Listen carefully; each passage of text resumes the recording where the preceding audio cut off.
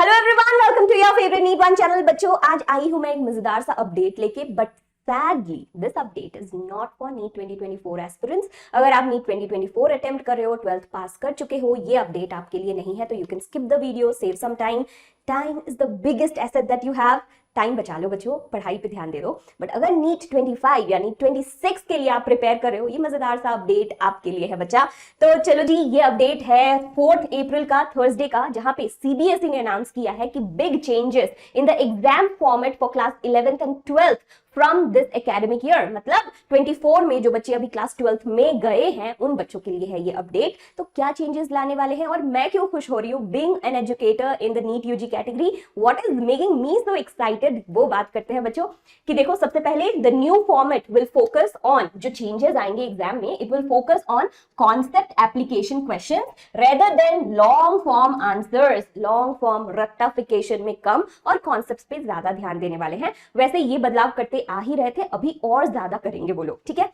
And the main highlight of the whole video today is कि भाई the percentage of competency focused question such as MCQs and case-based questions have been increased from 40 to 50%। मतलब MCQs पहले जितना आया करता था, उससे ज्यादा आएगा अभी बोर्ड के एग्जाम में। MCQs का वेटेज बढ़ाया जाएगा, केस-बेस्ड क्वेश्चंस का वेटेज बढ़ाया जाएगा, और जो बाकी शॉर्ट फॉर्म आंसर्स वाले क्वेश्चंस थे, जैसे in contrast the percentage of constructed response questions has been reduced from 40 to 30%। ये घटा दिया जाएगा, ठीक है। तो ऐसे क्वेश्चंस ज्यादा आएंगे, एमसीक्यू बेस्ड क्वेश्चंस ज्यादा आएंगे, which is making me so happy. क्योंकि बच्चे जो नीट के लिए फोकस्ड होते हैं, 11th 12th में भी नीट की ही तैयारी करते रहते हैं, उनके लिए अगर एमसीक्यू ज्यादा आएंगे, it will be very beneficial, है ना। देखा जाता है कि जब एग्जाम नजदीक आ जाता है, मतलब बोर्ड एग्जाम जब नजदीक आ जाता है, बच्चे पैनिक करते हैं ये सोच के कि भाई हमने तो एमसीक्यूज ही प्रिपेयर किए हैं, अभी लिखना पड़ेगा, लिखना प्रैक्टिस करना पड़ेगा। It becomes too much of an headache for them,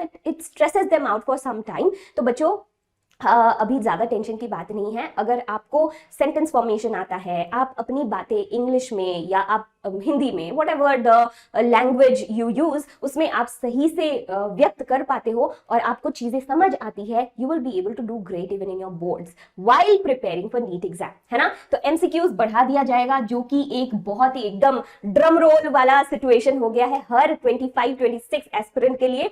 board में भी अभी एमसीक्यूज में आप लोग मचाओगे, है ना। तो देख लेते हैं भाई, according to Joseph Emmanuel, director academics at CBSE, these changes align with the national education policy 2020। उस पॉलिसी में ही ये सारी चेंजेस के बारे में बात कर चुके थे, वो लोग मेंशन कर चुके थे, बट वो धीरे धीरे इंप्लीमेंट होता है ना। हमारे इंडिया में हर एक सिस्टम यू सी कि धीरे धीरे वो बेहतर होता जा रहा है, and this education system, our books, our exam pattern are also changing, so it's a big deal, है ना बच्चों। आ जाओ और देखते हैं। The board aims to shift towards competency based education by emphasizing creativity, critical thinking and system based learning. Emmanuel also said that the focus is to prepare students for the 21st century challenges by moving away from rote memorization, जो हमारे India में बच्चे काफी करते हैं, रट्टाफिकेशन।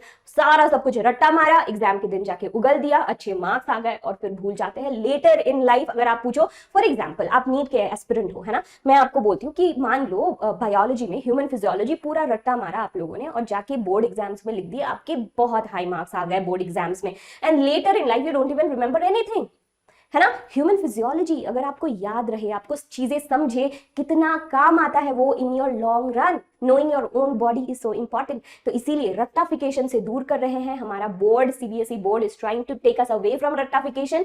MCQ based questions बढ़ा रहे हैं, केस्ड बेस्ड क्वेश्चंस बढ़ा रहे हैं, जो आप तभी कर पाओगे अगर आपको चीजें समझ आती है। तो यहाँ पे बोर्ड के लिए मैं दो चीज बता दे रही हूँ बच्चों, ऐसे बच्चों के लिए बता रही हूँ जो नीट के लिए भी प्रिपेयर कर रहे हैं, ठीक है। नीट के लिए प्रिपेयर कर रहे हो तो आप एमसीक्यूज तो प्रैक्टिस करते ही हो ऑन डेली बेसिस, चाहे 10, 15, 20 करते ही हो, आई एम प्रीटी श्योर, है ना।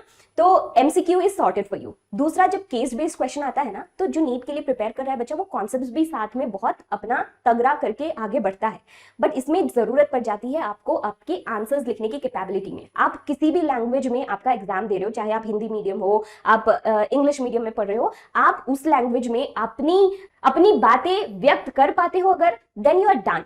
ठीक है, केस बेस्ड स्टडी का भी आपको बहुत ज्यादा प्रिपरेशन नहीं करना पड़ेगा। So it's a big thumbs up and a very good news बच्चों। और हमारे चैनल पे we are fully aligned with the new NCERT pattern, with the new MCQ patterns of CBSE. हम लोग नए सिलेबस के साथ प्रिपरेशन करते हैं। तो अगर आप 25, 26 एस्पिरेंट हो, stay with us, stick with the NEET 1 channel, you'll really benefit from it. ठीक है बच्चा, see you in the class next time, bye bye.